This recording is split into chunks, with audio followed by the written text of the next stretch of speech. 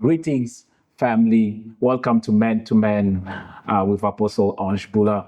Today we have an exciting moment that we have a lot of things that we want to share. But before we go into the details, I've got a special guest. But before I introduce you to our special guest, I want to read something that I did some research on man. When we talk about man and man crisis, there are some statistics that showed us roughly 50% of children in South Africa, 50% of children in South Africa are growing without a father in the household. And it continued to say that approximately 50% of fathers in South Africa did not have daily contact with their children in 2014 or for 2004. And when we continue in the United States, there is 18.2 million of children live without biological fathers. When we go through all the statistics, we can see that there is a crisis of men in families, and that crisis in families has become really a problem for children. It affects a lot of young men in their identity, how they do things and how they move in life. There is a lot of things that are happening that are affected by the absentees of men. And we see that in prison. When we look at 80% of men are in prison compared to women. So we see that the system has really been built to remove men out of families. And today we have our special guest. We are going to actually share and see what is it that with the experience of not having a father around, not having a father figure, growing up with a mother, and how that has affected him. And I think it is one of the topics that we are going to check and research and actually being people as men, most of us, we do not talk about those things in a daily basis. So in this platform, we want to put a platform where we will be able to talk freely about our experience of fatherlessness or our experience of our upbringing. For myself, for instance, I grew up in a family where my father was married and he got divorced and he had 6 kids. And he married my mother. My mother had another child. So therefore, with my father and my mother, I was the firstborn. So you can see the dynamics of growing between two, a blended family. So each and every upbringing, we're going to bring all sort of dynamics of family and how men have been raised. The absence of men. I grew up with a present father, fortunately for me, but there is always dynamics where whenever we grow up in those kind of dynamics, there is a lot of things that we learn. There's a lot of things that shapes our understanding, that shapes how we act, that shapes us now and even our future. And sometimes we ask ourselves to say that, I am like this, but we are actually not like that. It's because of the circumstances that has happened to us that has shaped us and to make us who we have become. And therefore, we are coming back to understanding that the absenteeism of man in families have a real big impact. Therefore, today we want to bring our guest. I want him to introduce himself. Welcome to Men. He's our first guest that have come to our first episode. So I'm honored to have you, son.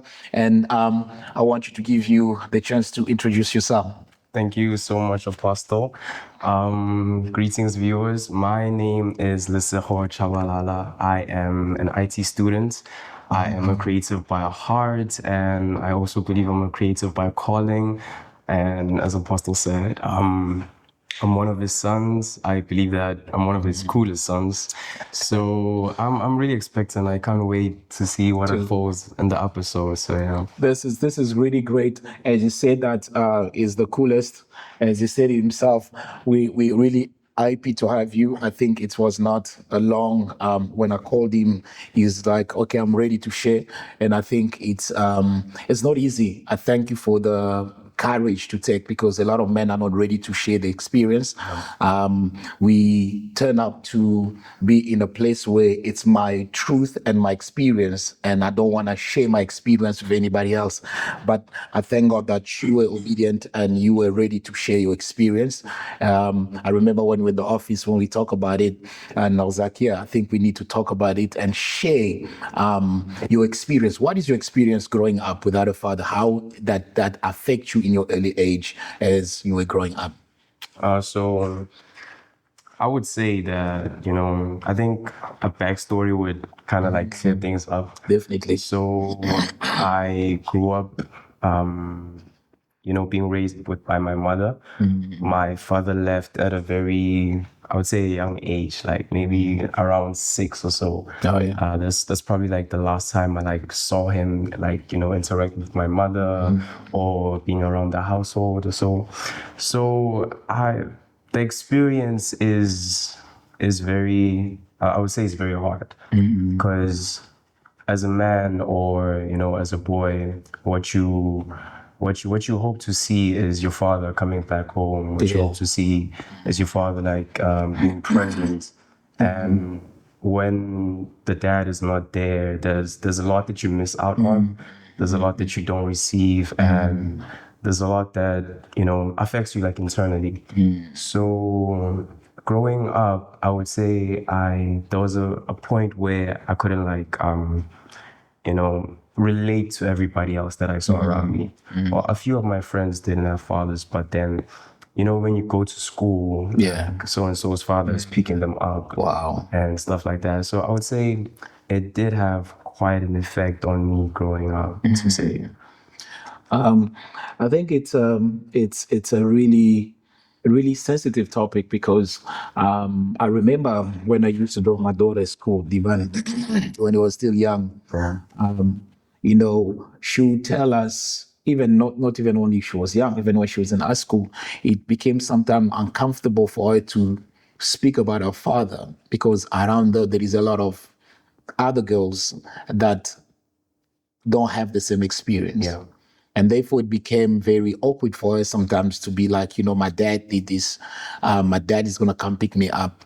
And it may seem like they are showing off, where it's just a natural thing. Something that was supposed to be natural now become a little bit awkward for the other person, because, you don't want the other person to feel like they are missing on what you are actually taking for granted, because sometimes those who have their fathers in the home, the father in the house, they don't understand and they don't take the value of that. I think one thing, maybe if you can maybe share, how did you navigate that time, going to school, see other kids?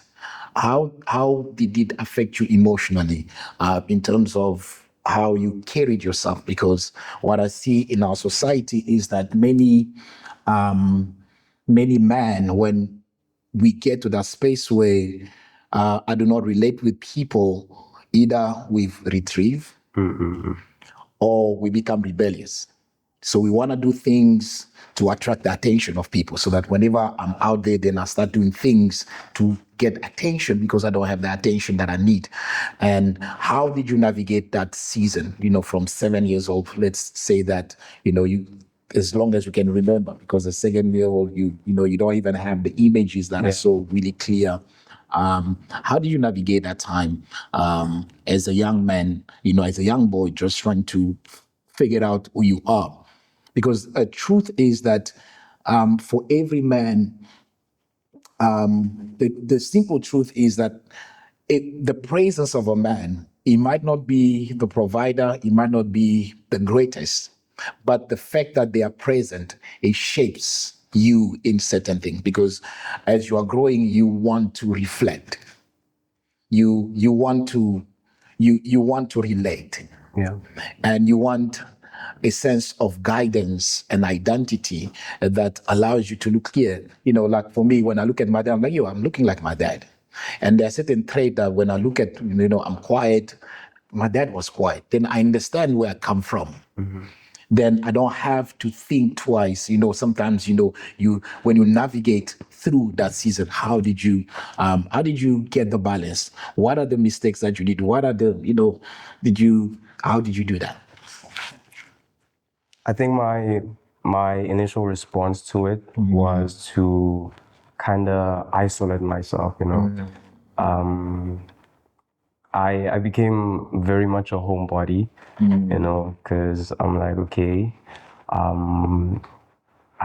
I intentionally, like, I don't want to say hid from the world. Yeah, but because I can imagine that, at that age, you get a lot of like of your characteristics and the way that you uphold yourself and the way that you interact with the world, like basically from your parents, right? And my mother used to work like for most of the time. So I'd only see her like come back at home at night and stuff like that. So I just went to a place of like retreating and a place of like isolating myself as much as, I did go out and play with my friends and stuff like that, but it was mostly a response of like retreating and like kind of shying away from the world. I would say that there was like a lack of confidence in the way that I like used to move or like used to interact with people. So I would say that like a point I would do was like retreating or like isolating myself mostly. Wow. I think like many of the people that are watching us, I think many of the people always say that from actually experience that I have with the conversation that I have with a lot of people is that the first response for a lot of men is, when you are misunderstood.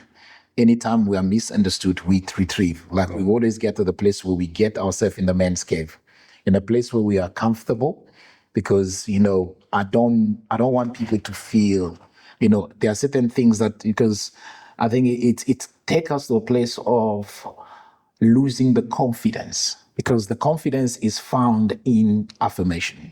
As a young man, we seek for love. That's the truth. I grew up with my father, but there's no day that my dad told me that I love you. He never expressed it, but as an African man, for him is providing. He sent me to 5 private schools. He sacrificed. He did not have all that he had, but he also a man that sacrificed himself for his children. So, but even though that was another language that he spoke, that he knew how to. And growing up, I started understanding certain things even with my dad, because my dad was not really a very talkative person, but he's someone that really loved God. With my dad, I think he in his early age, he used to drink, whatever, that, stuff like that. And then when he got born again, he stopped doing those things. Even when he was drinking, he was not violent, at least, So when he got born again, it was... and then he was, really devoted. But in how he grew up, he was not, he experienced a lot of rejection. So he grew up in a place where he was a firstborn, but he was not considered as a firstborn because he didn't have as much money as his young brothers had. And you understand that in Africa, we have that kind of problems, that whoever has money have authority in the family. Like the center. He become the center. If we have to bury someone, he needs to approve. The last born become the first born because of. But my father was a hardworking man, so only at the end, because even his relationship with his father was not the best. So there is a lot of other things, other factors that we, like for myself and my younger sisters, did not experience from my father. But my older siblings, they experience certain things. And sometimes I used to ask myself, one of my brother was, he was very violent with his wife and stuff like that. But I was like, we never saw that. But I'm not sure, because, in African family, there's a lot of secrets. Yeah. So nobody will come to me and tell me that, this is what happened and stuff like that and that. Years ago. It's you know what I'm saying? Yeah. Like many moons ago, this was happening and stuff like that.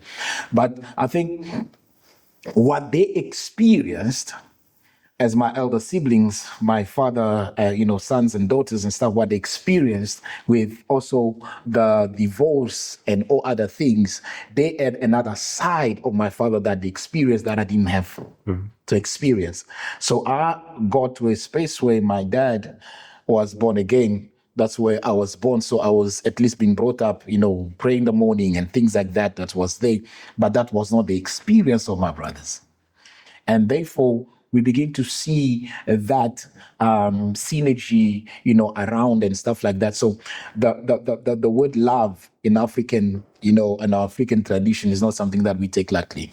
And we train sons, and daughters like to, if I pay your school fees, it's a meaning. It means that we give you codes. If I give you food, it means I care for you. I don't have to come like, I love you. We don't do that. But I think a lot of young men, not only young men, a lot of men, we grow up tough, but there is a little boy that always seek for that validation. And that validation comes from a father. Mothers do a great job, but they don't know nothing about being a father. They know how to be a mother. And try to being a father, it's a lot of work for them. They don't know how to become. And sometimes, when you grow up, you don't know, the mother is present, she goes to work, she does what she can do, she sacrifices what she can sacrifice, but that is not enough. Because if you look even in the Jews' custom, what they used to do is by 13, if I'm not mistaken, 13 years old or 12, they would take the boy from the mother and then they will leave the boy with the father so that they can teach the boy how to become a man. Now, we are in a generation where boys are growing and they're figuring out themselves. Like you get into a place to figure out yourself how to be a man. And sometimes the definition of being a man is not known because the Bible is telling us, so that men, you're going to have to love your wife in the context of marriages. Yeah.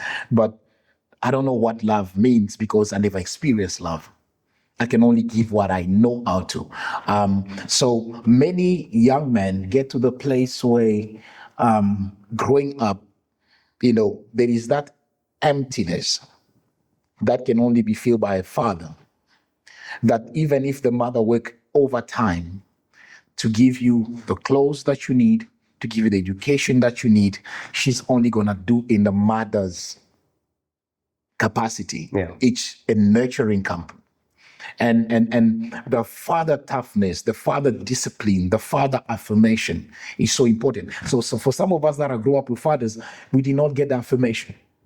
Those words of affirmation, I never knew them. We only knew when we did something wrong. So we only heard from them when you do something wrong, when you don't do well at school. I remember when my dad, for instance, when I think I was in grade 7, when he was helping me with mathematics and other things, it's like, I can know the answer, but I don't know how to say it because if I say it, I'll be beaten up. Do you see what I'm saying? You know the answer, but it's like, what's the number? And then you're like, you freeze, and then they eat you, and then you then what is it? Then you said, you know what I'm saying? So that was important at some point and stuff like that. But the thing is, there were punishment, but there were no affirmation. There is no time they will tell you, well done, you did great. Yeah. I'm proud of you. Those words makes a man do better. My mom can tell me, no, great, you do the good job. It does me well. But there is just a voice of a man that tells you, you did well. Great, I'm proud of you. And I think for me that grew up with a father, they still, because sometimes it's not everything that we have. Because he grew up with a problem, it means that he only gonna give me what he had. And whenever at my turn, now I had to learn to give to my daughter and my son what I did not have. I had to learn to do that. I remember I always give these things. the first time with Divine, she was a little girl, to say I love her, it was like I'm speaking Chinese, like it couldn't come out of mom. My wife had to tell me like, why is it so hard to tell? It's your daughter. What's your problem? And I had to rehearse in the toilet, I love you, Divine, I love you, Divine, I love you. Then I came up to say it. Yeah. So I had to break that because it's something that I never seen before. And sometimes we can grow up. We grew up in a certain way, but we find ourselves in a space where we're going to have to change the cycle. So let me come back to you. Let me not be the only one. But growing with the mother alone, how was it? How was it after you have gotten yourself in a place of isolation? How did you, for how long have you been in that space of, I retrieve, I've got a few friends that I'm just, those are the only friends that I'm going to talk to. How long did you stay in that place? And how did you come out of that place later? How was it? I would say for me, growing up with a mother was good. It was okay, and my mother did her best, and she's a hardworking woman. And Shout out to all the mothers. Shout out to all the mothers. They are strong. I think they are doing what they are not anointed to carry. They carry too much. Yeah. And I think it's for every man to really, really, really acknowledge that and actually rewards them, because they are the only one that are present. When men leaves their homes, they stay there. They are your ride and die. So we're gonna have to respect. We're gonna have to give them a double respect and a double honor to all the mothers out there that are taking, the mothers and the fathers' assignment upon one shoulder, which is really not something to take for granted. Yes. Yeah, and it's really not easy. Mm-hmm. But one thing I would say that she did very well is to affirm me, right? Mm-hmm. As much as I would love to have received that from a father, but she did it very well in such a way that, there was no point where I felt as if I lacked love, or I wasn't getting enough love from my home or something like that. So she did a great job doing that. But then the problem is when you start growing up, you don't see it as a kid. You see it there and there, but it's not really visible. It's when now you need things like dating advice, or you need things like, I'm having trouble with my friend, like a guy friend. How do I sort this out? How do I maneuver through this? Should I fight, or should I just keep quiet? Just beat him up. Just punch this guy, or what's gonna happen? They're trying to bully me. So that's where you would feel like the void and the lack of not having a father. So I'd say that I was in that space of isolation for a very long time. And the only time I really came out, and I feel like I genuinely came out, is when I found God for myself. Wow. And I received Jesus into my life. And that's the only form of fatherhood that I grew to know, or grew to know, And my uncles were there, and they did their part at the level that they could. They have their own houses, they have their own families. So I would say that, with God and receiving God, that's when I was able to get out of that. And that's when I was able to feel a sense of fatherhood within him. So yeah, I would say this. I think that's one of the best thing for every man that do not have a father. I think the most important part that you can have is find Jesus. I think when you find Christ, you find your true identity. The true identity is in Christ, period. The true identity is in him.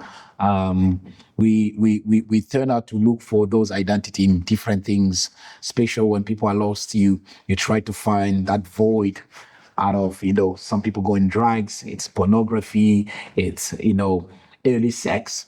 But when you find Christ, you find that that void of a father is your father. You Yeah. know, he is your real father. He knows you. He loves you. He said in Jeremiah chapter 1 verse 5 said that before you formed in your mother's womb, I was there. You know, I made you. Before you formed, I ordained you. Yeah. So your identity was not formed by your father and your mother. Your identity is formed in eternity. You know, before you were even formed, before you were even an idea, you know, before even your father or your mother made or whatever that happened. So your identity is really in Christ. And I'm going to tell to everybody, every man, if you are struggling and there is that level of void that you feel like, you know, I've tried everything, try Jesus. I think Jesus is you know, is the greatest of all time. And even for myself, I think growing up as even if I grew up with a father and stuff, I came to understand my identity when I came to Christ. Yeah. I was a very quiet, reserved. Not, I think you were reserved, but I was like reserved Pro Max. So I was that guy that, you know, I can come if I'm standing with you. If I don't know you, I won't have a conversation with you. Not because I don't have anything, I just don't want to talk to you. You know, so at some point I did not understand why am I feeling like, you know, I can't have so many friends. I had two friends growing up, maybe three. You know, primary school, I had two friends. When I went to high school, when, you know, we went to different schools and stuff like that, but one is around. And then when I was in high school, I had one friend, maybe two. And through high school, I had another one, like maybe three. So it's like they have other thousands of friends, but I only have them as friends. Yeah. So your friend is not my friend. If you are here, you are my friend, and your friend is there. If he comes, then we can't have those kind of conversations. Sure. And sometimes I started feeling like, okay, is it a problem? You know, what am I dealing with this? I will be, people will greet you, I won't answer. So I was like, what is going on? You know, at some point I was like, what is going on? I'm not building relationship because relationships are currency. You know, you don't know when you're going to need someone or someone will need you and stuff like that. So even if, you know, I was the greatest big brother, young brother, you know, with my sisters, we will laugh, we'll sing, we'll dance and stuff like that at home. But anybody that is not part of my family, I can't have that with them. Until when I really was born again and I had to join the choir. I think in the early age, I was in matric when I was there I was like maybe 20, 21, 20 or something like so. I had to now, you know, I had to make up my mind. I'm like, no, I don't want this. Yeah. You know, I want to be able to express myself. I don't want to be quiet all the time. I don't want to be just to myself, because that became something that became like a barrier that I had to put. It's like I cover myself in a space where people, even when they talk to me, they feel like, you know, people feel like they can't approach you. I became unapproachable. You know, people, male, female, it was just difficult for you to, you know, the people like, hey, this guy, you know. So until when I met Christ, I had to actually learn to be vulnerable, you know, learn to let God, you know, release and just be me, you know, just be a person that loved God. And, you know, that's really was experience. And after that, then I began to be intentional about it, just to come out of my cave, you know, experience having friends and having really relationships with people that I can be like, yo, you know, when I need something, I can call you, hey, listen, you know, be vulnerable, you know, when I'm angry, I can actually express myself, listen, you made me upset because of ABC and stuff like that. But before, I was a reactive person. Yeah. I was that person, if you cross the line, I jump you. You know, it was not to tell you and warn you. If I warn you once and the second time you do it, then it's my hands that is gonna do it.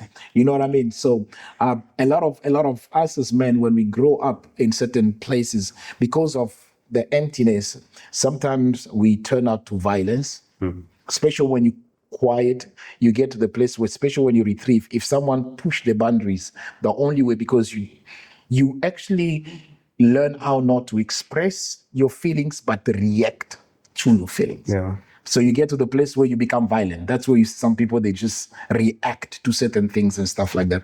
I think one thing that I want to, maybe another question, just for the conversation, how, when you're a teenager, because I know when you're a young person, it's easy, but as a teenager, how did you navigate as a teenager the absence of the father?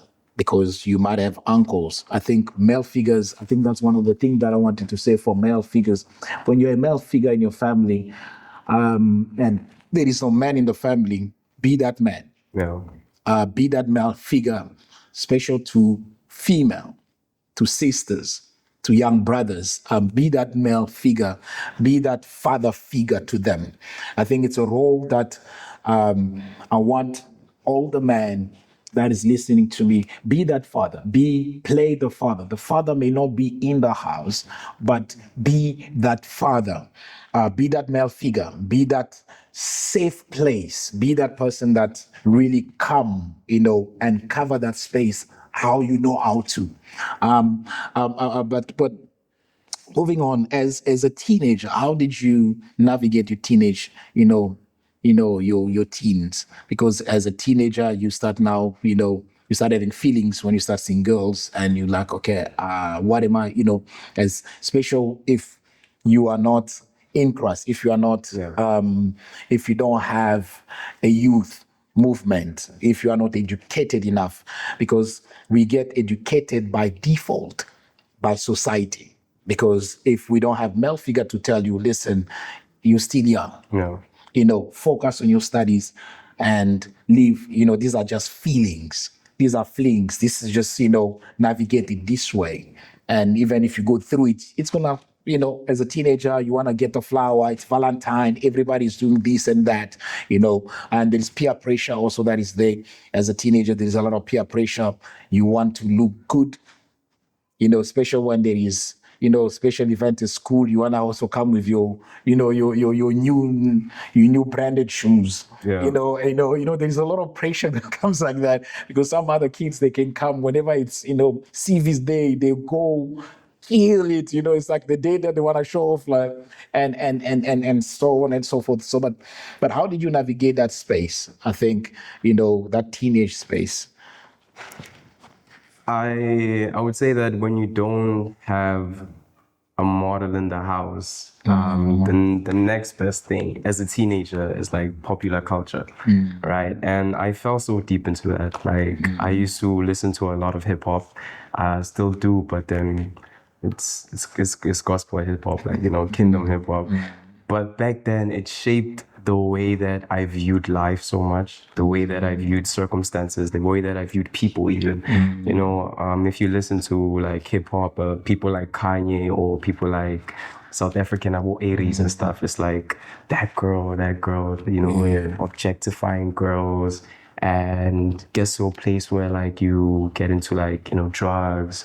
And so whatever that could have been taught to you by your father in the terms of how to navigate life is now being taught to you by mainstream and popular culture and things of that sort. So growing up as a teenager, that's how I used to navigate life. Like my train of thought, my understanding of the world and my perception of the world was just built by popular culture, built by hip hop, built by the streets that I was in, like Ikasi. And that's who Lesego was at that point. For the lack of the father, the lack of the man being in the house and guiding him and modeling him, So I would say that's the case. And I like what you said earlier, Uti. You had to step up and say, I don't want to be this. Yeah. So I feel like a lot of people in my state or a lot of people that have been where I was need to get to a point where they say, despite me having a lack of a father, despite me growing up like this, despite me feeling all that I was feeling at that point, I don't want to be this. And I intentionally want to be this, and That's powerful. I think one thing that we as a society is that popular culture has become the father that are absent. It shapes. But thank God you were in a space where at least you could but there's some people they go, get some, drug lords that become they take them under the wings, then they try to show them how to become a father, how to be a man. They always try to define man into whatever that needs to as the popular culture. But as we I think with the time when I was just maybe the last question, not the last question before we close, but I want to, how did you overcome? Because after you had Christ, when you're in Christ, you're a new creation, you're a new identity with Christ. How did you overcome the absence of your father and embracing Christ as as your father? Because I can see a lot of young people. What is happening is that we as men sometimes struggle even in the presence of God because we don't have a relationship with our father. Because when God created man and put us in the family, his mindset is that we can become, as a father, become an example of who he is, so that we can picture when we talk about a father. One thing that I actually believing, one thing that I was I was meditating upon is that why God is giver of life, and is a giver of identity. So many men that you grew up without that identity. Now you come and you begin to have a relationship with God, but you don't know how to relate to Him as a father. And many men struggle with that because they feel like, how am I going to call you a father? I don't have a great experience with a father. And it become, even in the church, you see that there is more sensitivity with women more than the sensitivity with men. But not only that, but I think we maybe something we're going to talk about that maybe with other episodes. But what I'm saying is that how did you get to that space of embracing that father? Because even when you pray, seeing it as a father, even though I'd never had an experience with a father, what brought you in that that space where you embraced fully God as your father? And I think when you're gonna, after you do that, just because of time, how when you spoke to me in the office, say that okay, after a few years you wanted a relationship with your dad, but you could not have it, because you were angry at him, because he was not there when you needed him. Because that's actually a normal reaction for every young man. Because I see a lot of young men that are angry with their father because they feel like, I went to school, you could have been there. You could have come at least pick me up. When I had a soccer game, you could have come and watched me. I just needed your presence, but you've never been there. And later on, how did you get to the place of forgiving him? And move on and be like, okay, I forgive him. And how was also the reaction? How did you forgive him? And because you told me that you lost your dad a few years ago, I think that experience, as we're closing, I think it's going to be. Okay. I think I'll start with that one. When you come into to have a relationship with God, and start centering your life in values and beliefs that Christ calls us to walk in and uphold. One of the things that He calls us to is like forgiveness, right? And it's so difficult. And One thing that I had to do is to ask him to search my heart.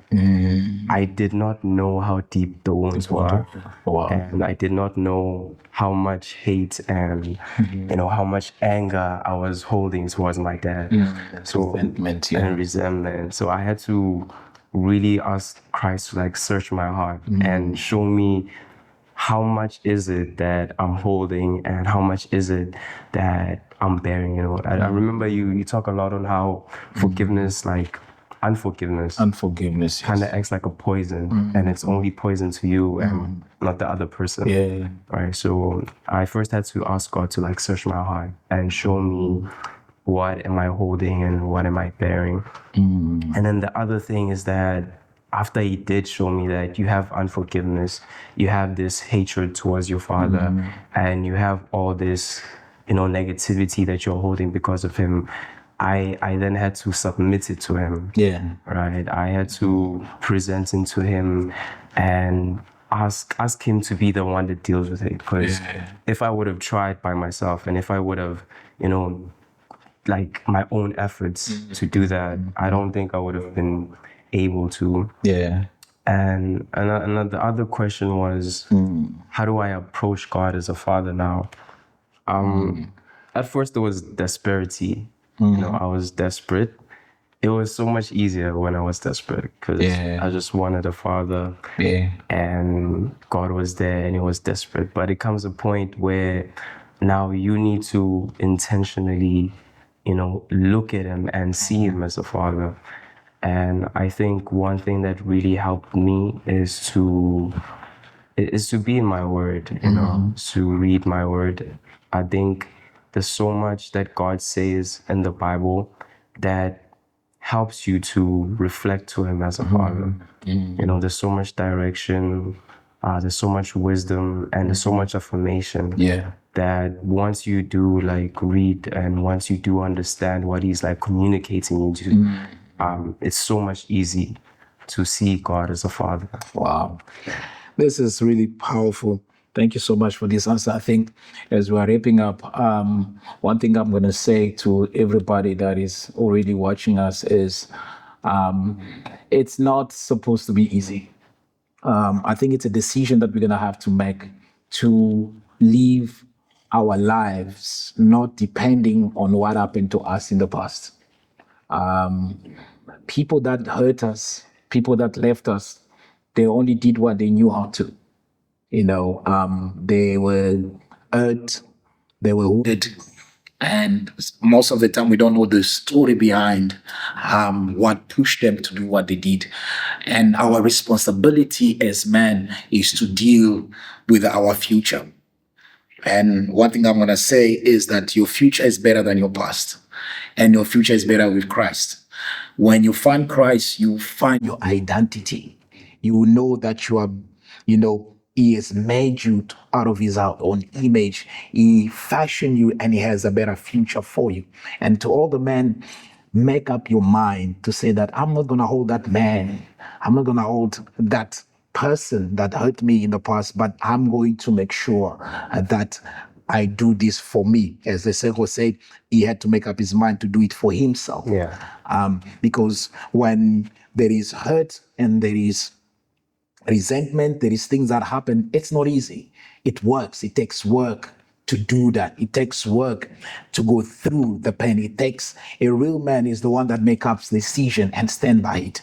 To be like, I'm going to stand by this decision. It's not going to be an easy one, but I am going to make sure that I become a better man, not for me alone, but for my children, for my society. I'm going to be a better husband. I'm going to be a present husband. I'm going to be what God has called me to become. Thank you so much, Lesego. It was really a great time passing, spending with you. I hope we're going to have you maybe for the next, episode. Thank you so much for having me, sir. I'm actually, thank you for being open, experiences. It's really a blessing to share those experiences together with you. And I believe that God, you are in the process.